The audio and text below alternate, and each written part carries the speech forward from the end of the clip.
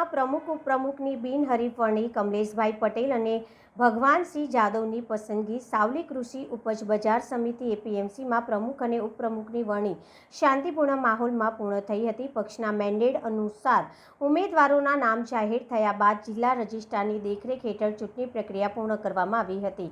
પ્રમુખ અને ઉપપ્રમુખની ચૂંટણી માટે ભાજપના જિલ્લા મહામંત્રી સહિત પક્ષના હોદ્દેદારો મેન્ડેટ લઈને એપીએમસી પહોંચ્યા હતા. ત્યારબાદ જિલ્લા રજિસ્ટ્રારના અધિકારીઓને ઉમેદવારી પત્રો સ્વીકારી જરૂરી ચૂંટણી પ્રક્રિયા પૂર્ણ કરી હતી.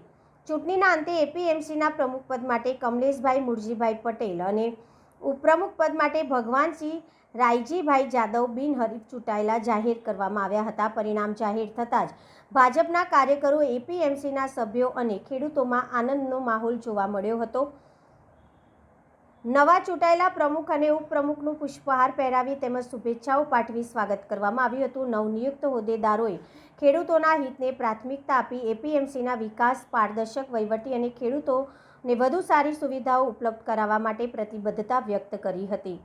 આજરોજ એપીએમસી સાવલીમાં ચેરમેન શ્રીની બીજી ટર્મની ચૂંટણી માટે પટેલ કમલેશભાઈ મુરજીભાઈ તરફથી એકમાત્ર દરખાસ્ત આવેલ હોય તો તેઓને બિનહરીફ ચૂંટાયેલા જાહેર કર્યા છે.